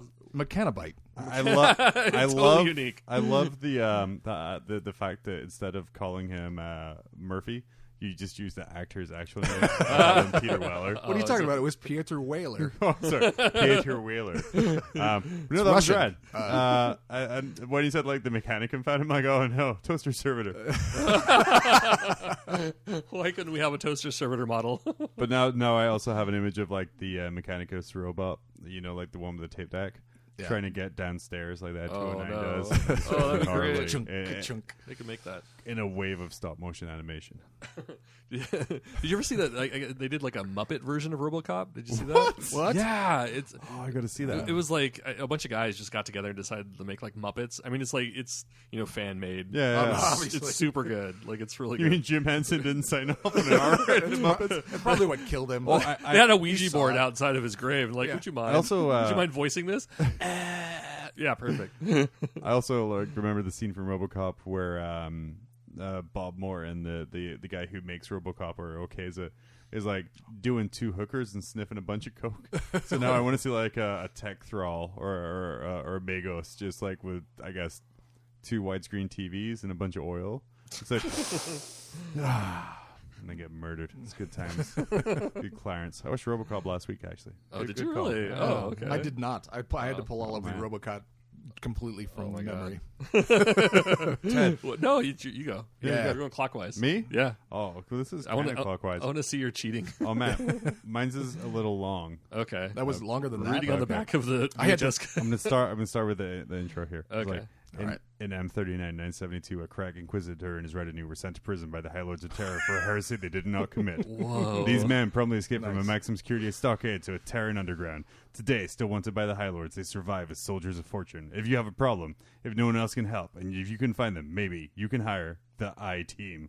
Oh. And I cheated because there's four of them. Okay. So who do you have? So That you is have cheating, yeah. Inquisitor John Hannibal, the leader. He's a brilliant tactician and a master of disguise. He's always smoking a cigar. And he has his catchphrase, I particularly enjoy when the course of action we have decided to pursue works as desired. That's great. He always on stims. He thrives on adrenaline and adventure. We have... No, for real. I changed all of them slightly. Apart from Face. Face's name in the show is Templeton Peg, which is now the name of my goddamn Inquisitor, because that is such that's a pretty good. rad name. Yeah. But he's a death cult assassin here. He's a suave, smooth-talking con man. He's very religious due to the fact he was raised in a ministerial orphanage. Huh. Yeah. I have Demon Host Murdoch. Nice. He was the best Valkyrie pilot of the Badab War, who was possessed and partially excised of a demon spirit during the closing years of the conflict. Damn. The counters left him mentally unstable, and although he was their pilot on the failed attack on Titan, he was not officially part of the I-Team, and so was not tried by the High Lords. Though he is interned at an inquisitorial facility, he routinely escapes to accompany the I-Team on their missions. His symptoms of insanity include hallucinations. He believes inanimate objects are real things and is extremely susceptible to his demon spirit taking over. He often refers to the spirit as Billy. That's cute. Yeah. We have Baracus, our Ogren bodyguard. Skilled fighter, easy to anger. He has fondness for children, and he's a nice guy at heart.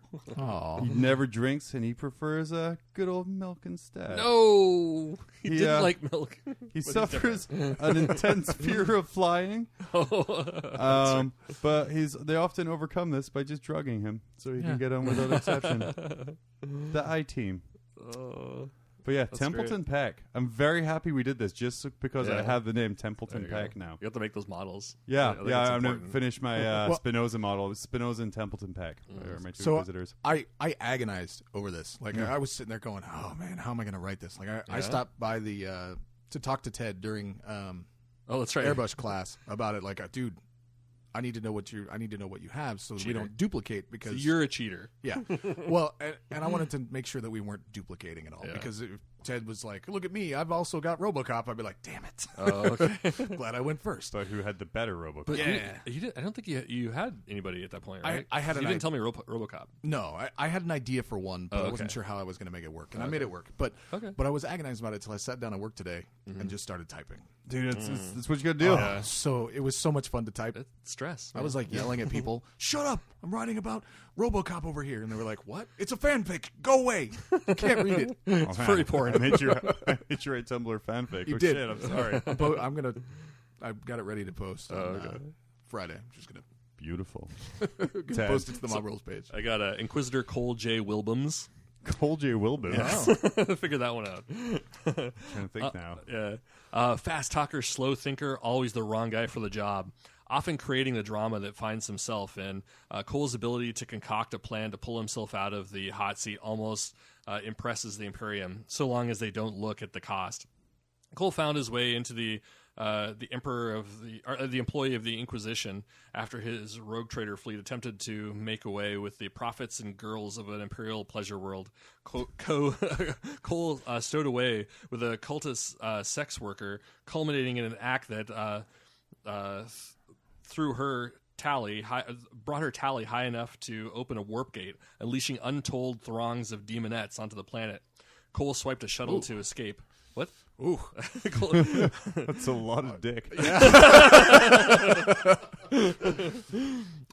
Let's see. Cole swiped a shuttle to escape, but crashed it into a hauler station, destabilizing the docks, grav anchors, and bringing the cargo ship Prometheum payload down so hard that it leveled the palace along with the gate and the inhabitants and nearly all the demonettes. Injured, Cole removed his rapidly decaying hand with a fire axe and fastened a portable rock grinder to the stump. The otherwise inept traitor finds his true purpose, killing demonettes, one rivet shot and ground skull at a time. So Ash from Evil Dead. There you go. Yeah. I really want to see a model now of Ash with like a rivet shot gun hand. I got the extra bits. So like waiting to happen. Well, you said rock grinder hand, right? Yeah. And rivet shotgun in the other hand. I want to see that as well. Yeah. Get going. It could happen. Yeah. It'll happen. You know what's nice about mine is they're all really simple. Yeah. All right. Well, who's your next great 80s? All right. 40K. Okay, so don't spoil this one until I get to the end. The Catechins had landed on planet Ecuadorius deep in the jungle. Suited for hit-and-run guerrilla tactics, Ops had said the small insurrection should be easily quashed with minimal loss of innocence. They immediately headed toward the heretical camp and laid waste to the foes of the Imperium, heading back to their designated transport evac site. They became under attack by a mysterious force striking from the trees. Unable to track the Slayer, they determined they laid traps. He activated a device that blew up enough brain matter to level 13 city blocks. I'm sorry, go ahead.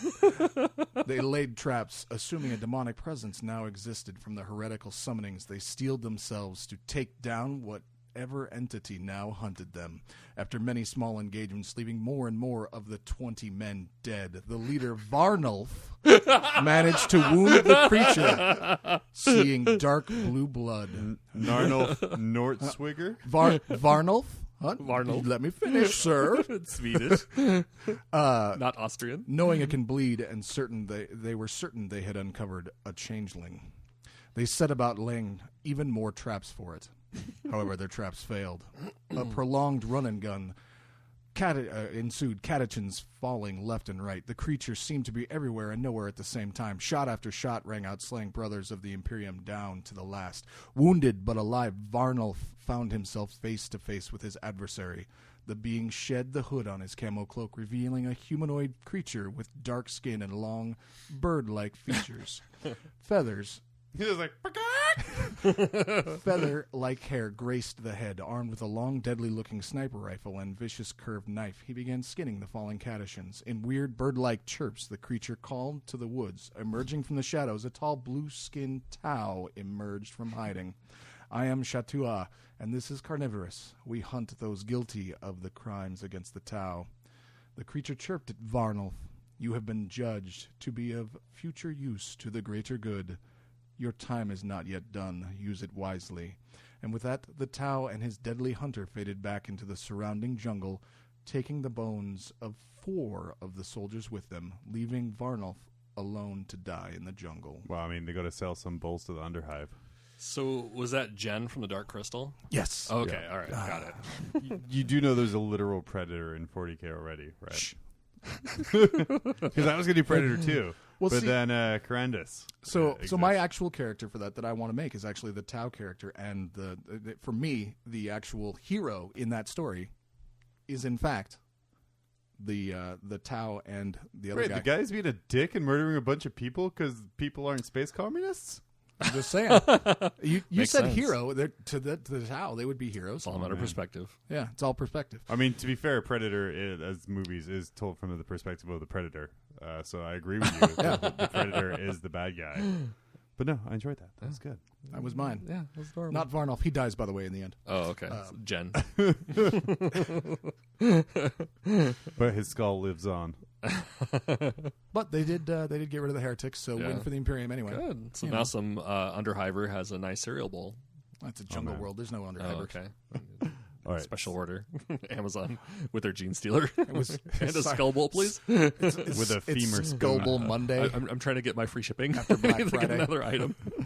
All right. All right, So what do you got? You guys aren't going to get this because we already talked about it. What? But Grok Snekin is a former Tempestus Prime, serving under Special Forces Unit, the Emperor's Shadow, with 2 stars of Terra, and the youngest soldier to be decorated by a High Lord for bravery during the campaigns in Ultramar and Cadia during the 13th Black Crusade against the Black Legions of Chaos. Sometime later, he turned to a life of crime due to the perceived betrayal of the Imperium during the Caltharus, when he lost use of his left eye. And when his parents were burned alive in their home by the Ultramarines.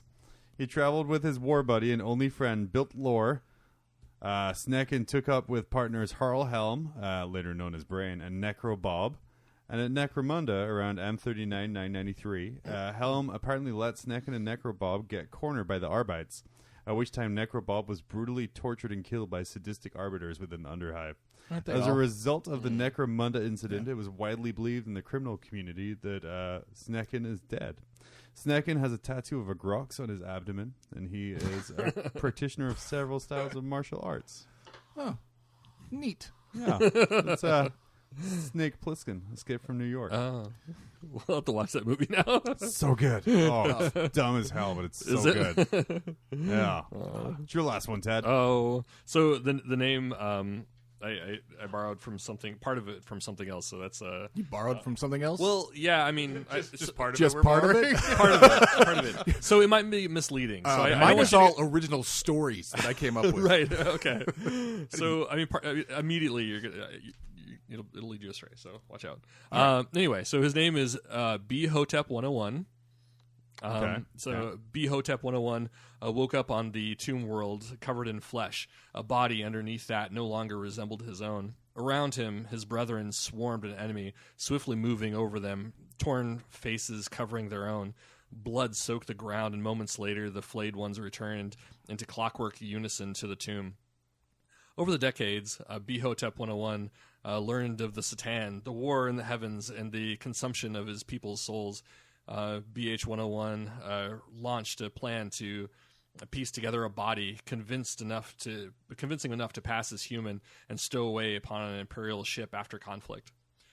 Hotep 101 loaded himself in a crate bound for a garrison planet intended on winning favor of the humans and helping them defeat the Satan and bringing his people's souls back. Recruited into the guard, Hotep 101 rose through the ranks, outliving his generals on the battlefield, narrowly escaping suspicion many times with only his young color bearer Colin the wiser.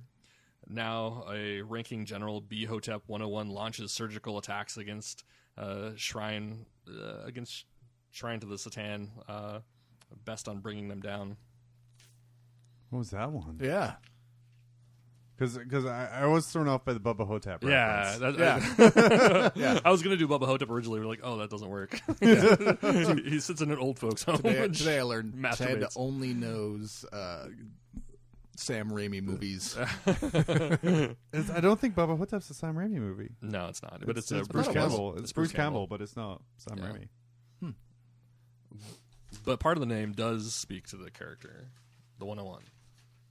Is it like Short Circuit? It's Terminator. Oh, is it Terminator? Yeah, it was T101 was the original Terminator. Oh, nice. Yeah. So anyway, so yeah, That's good. That's more long shot. Terminator Rise of the Machines. yeah. Yeah. But no, that's good. I enjoyed this. I really liked finding 80s movies. I had like 4 more ideas, but you guys criticized me so badly last time we talked about how awesome We don't female criticize you. characters We don't and I had like 100 of them that I brought that we made the episode too long, so I got yelled at and flogged by Ted later. that I Dave didn't making bring shit them up only because because I I told him. Short Circuit. I had a Short Circuit one. Did you really? Yeah. Oh my god. I had because you get a wheelie things that drive with cannons on their shoulders. Oh, the tank servitors? Cataphracti or whatever they're. They're Cataprons. Cataprons. Thank you. Yeah. That's the one. They that's are what I was tank looking for. servitors. Yeah. I had a Ender's Game one. Oh. With a young Tau child. Oh. Ooh. I would have been excited to hear Taking about a that bunch one. of drones. But then I realized that was a book And 1970s. in the 70s. So I didn't. Yeah, that was the hardest part, was like 80s, thinking about it, trying to come up with movies that were in the 80s that I could remember well enough to... I was going to do Boba Fett. Boba Fett is a character of the 80s. Oh, because yeah, he he wasn't doesn't in the first exist one. in the first one because those remakes are atrocious. So that was one. I looked at Magnum P.I. Huh. Ooh. Yeah, but that would That was just... fun. Wouldn't that be more... That'd be another Inquisitor Maybe another type. Inquisitor. So? I'm already done there. Yeah. Airwolf. I wanted to do Airwolf with a Valkyrie. Yeah. Man, Knight Rider would have been cool. Oh, yeah. Like a Knight Rider Torox. Michael, your 15 hours are up. I don't suggest doing that. It just has a jump button the whole time. But there's lots of cool stuff, and I think it goes back to what we're like to wrap it all up to back what we're saying at the start. How GW they take a lot of other ideas and then ramp them up to 100. Yeah. So you have your Sly Marbo, who's like Rambo, but times 10,000. Yeah. That you can look at any of their stuff and see it's something else turned up to 10,000. It's not necessarily a bad thing. It's a great thing. It's a great thing. But there's something recognizable. What are some other characters that they've come up with that, or haven't come up with? They borrowed that. You They mean re-come up there was Inquisitor? Was it Obi-Wan Sherlock Clouseau? No. Yeah, there was an early Inquisitor. That was the literal name. Did they have a model for that, or is No, it was back in Rogue okay. Trader. Oh man, Rogue Trader is rife with. Yeah, that his stuff. name was Sherlock Obi-Wan Clouseau. That's great. He was the first named Inquisitor ever from the first edition there. Oh, crazy. So there's like obviously, just a couple of references in there. Yeah. They're having fun. Obi-Wan Sherlock Clouseau, a tireless exposer of psychic misdeeds and genetic deviance. He wears a suit of skin-tight power armor under a long enveloping cloak. Skin-tight power armor. Sweet. Like most Inquisitors, he disdains the open wearing of a helmet in favor of civilian headwear. Inquisitors tend to be eccentric in their dress as well as their lifestyles. He's got a propeller beanie. But I pictured him in one of those sled neck caps with the bill like turned up. Oh, and yeah. just all rednecky. Yeah. So that was one of them in there as well. Like I said, the Arbiter models take cues from Judge Dredd and kind of the judge system. Yeah. But yeah, there's. I think the most thing I learned from this is taking it into your own games. There's inspiration everywhere for personalizing your army and kind of getting stuff together. Like I knew for a fact, kind of looking at my army, one of my Inquisitors was going to be Spinoza because I really enjoyed that character, and I was going to do my other Inquisitor was going to be the the other guy, the main guy. Which one? Crowl. The Vaults of Crowl was going to be my other one, and I've been spending weeks like looking online for just a plain black power armored guy, but I couldn't find one. But now I'm like, I have Templeton Peck. So this can be like the further adventures of Spinoza with like her Inquisitor buddy Templeton Peck. After Crowl dies. Yeah, after Crowl dies. Or doesn't. Spoilers. Or doesn't again. Or if he does, or he doesn't. Over and over. But it's a way for me to kind of go in and personalize, and especially something with an Inquisition where like that retinue is really kind of tight. Like I have 3 Necromunda Gangers as the acolytes for that. Nice. But yeah, so taking it to my army and kind of using it to kind of forge my own narrative there. I gotta make a bunch of teenagers for Ash's entourage, apparently. No, just a bunch of just a sex demon. Well, yeah, I guess we go. I think they already sell those. Those 5th editions Slanesh Demonettes.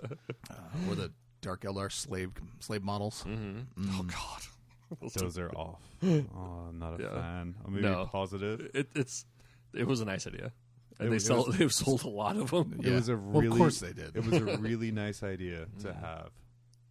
But in the guy's defense, I think like the Dark Eldar were his first project that he ever worked on. So, and they were like, make girls lying down with a flat thing. Yeah. So like Princess Leia, but less clothed. And we need the face to look really weird. Make it look like a blow-up doll with his mouth closed. But rad. Curious to see what he did afterwards. Yeah, so I enjoyed writing this stuff, and I don't know if anybody. It sucked. Guys, as you guys as you listen to this, if you come up with any cool ideas, definitely hit us up on the Facebook. See if we can guess. Yeah, give us your descriptions and see if we can guess. Yeah, that's fun. Who you're riffing, and whatever modern characters. Old don't characters. Get too modern. Don't get too modern. Yeah, Dave and I don't. I haven't watched a modern movie keep it in pulp culture. That's right. Keep to the 90s. I guess if you're ripping the Avengers or any of the current Marvel properties, if you can make the Fast and the Furious universe work in 40K and make sense, then you are a better man than me. Yeah, sweet. Yep. All right, we're gonna come back and wrap it up.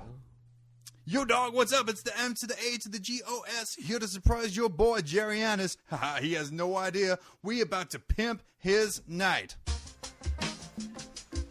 Hi, I'm Jerry. I'm 22 years old, and my night is a little worse for wear. It got handed down through several generations of my family. You see, we've been protecting the citizens of this world for centuries now. It's gonna get a lot harder to keep the village folk safe now, though, with the outdated gun. I mean, I don't even have a Kerberos gun. It's tough. Worst of all, my father was very angry at my mother during the body ceremony, so she left him for a funeral. Those emotions remain. At my own bonding, I felt pretty confused by the feelings I was having, and to be honest with you, I can't look at my mother the same way again. We used to be close, but now the night has ruined. Yo, it's your boy, the Magos!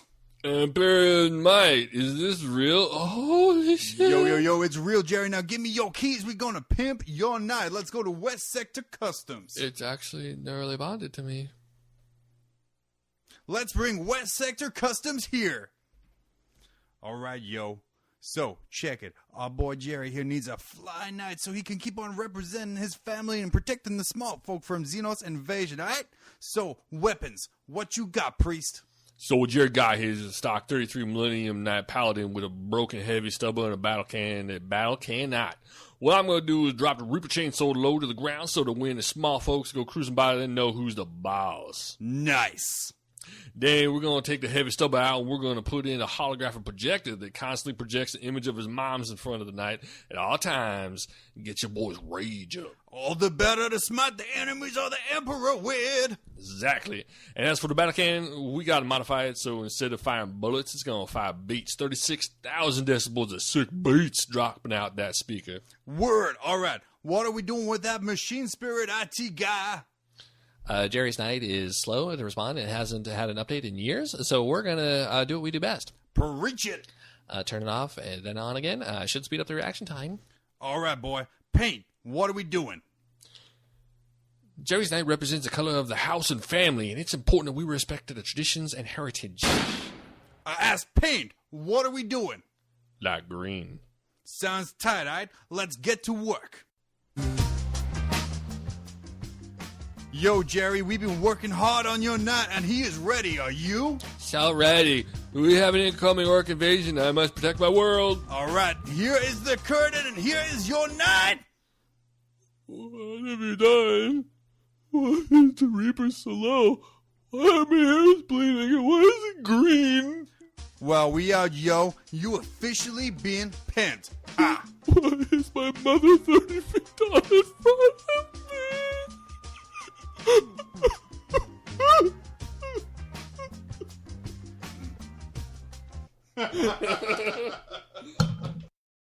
Wrap it up. I'll take it. Wrap it up. And we're back to wrap it up. Hey, thanks for... Thanks for trying out today. Yeah. Thanks for the cool idea, John. It's all good. It was a lot of fun. And then, Necromunda's out now. Looks that like was a blast, by the way. It's been a lot of fun. It's been a lot, I know you're having a lot of fun with Necromunda. Yeah, I mean, I only played one game, but it was really cool. Like, we saw some like aspects of Shadespire in there, so like the back and forth kind of thing. The activations like, in the cards. Yeah, it's like a little bit of 8th edition and some other junk going on in there too. I mean, it's weird. I'm really sure cool. it's rad. I don't know why. I think it's just there's so much coming out. We just got 8th edition. It's hobby we just overload got like right now. Shadespire. We just got like we got a new update for 8th edition. Like we got so much. Like so much brand new stuff, not just like updates. I was talking to someone online and I was like, back in like 2nd edition, like I would pick up a White Dwarf. If I saw a Guardsman on the cover, I was like, shit, 6 months of Guardsman. What am I going to buy? And now it's like, oh my God. Okay. So you're telling me I need to buy chapter approved for 40K, but I already bought the Shadespire groups, but then also here's Necromunda. And then I think the other thing was like, hey, here's our Zone Mortalis rules. And I'm like, no, please don't use those words. I love Zone Mortalis. I think like one of the neat things about it, and I think like maybe this is why, perhaps like maybe why you guys like Shadespire so much, is that like like scaling it back. Like we went to 8th edition, and like you have to like tailor. You have to really think about like tailoring your army. And you have to spend you have to put them together, you have to paint them, and like it's very time intensive. But you have stuff like Shadespire and Necromunda, where like Necromunda, it's like 8 to 10 figures. That's all you have to do. And you invest in like upgrading that one that one warband or that one gang, and like Shadespire, same thing. Like you invest in a new card or something like that to but you need to magnetize them so you can actually upgrade them. Otherwise, you need to buy a whole other box to make Model 2.0 for Bob Jones. It's a lot less than a Primaris army. I don't know about that. You killed 2 RoboCop names there. It's Bob Morton and Dick Jones. Oh, whatever. But anyway, it's a lot of fun. I'm going to give it a try. Like I said, but I think you're right in the fight. It's so much. Like every week I go to the hobby store, there's like $50 worth of stuff. Oh, I put this aside for you. Yay! Please don't. Codexes. That's right. Yeah, I still got that orc warband I haven't put together yet for Shadespire. I still have like the Mechanicum Codex I have to pick up because I have Knights. I still have the Tyranid Codex I have to pick up, and I'm just like I can't keep up with it. The Tyranid Codex is so sexy. What is kind of nice is like all this hobby overload, and this we're actually getting into a whole new section all of a sudden when we're trying to wrap it up. Hey, but I think next time let's talk about hobby overload next time. But I think like one of the nice things about it is like it's breaking me of like desiring everything, and it sounds like it's doing that for you too. That's why Necromunda for me is I'm just like I'm good. Yeah, and I never thought I would get to a place where I'd be like, I'm good. Yeah, it's healthy. It's great. Oh, I love for sure. It's amazingly healthy, and I'm not. But I don't feel like I'm missing out on anything. I'm like, I might pick it up. I might not. But you're right. There has to be a point where you're like, no. Our dealer gave us so much heroin, we can't do all our heroin. Just sitting on piles of heroin right now. Unable to, what do you, smoke heroin? I don't know. But I'm just going to watch TV because there's too much heroin to deal with. Oh, you're going for a whole different type of heroin. Oh, man. Well, I'm going to go do some heroin. If you guys want to come join me, that's fine. But for Mob Rules, I've been John. I'm Ted. I'm Dave. And we'll talk to you next time. Hey, here's that money I owe you.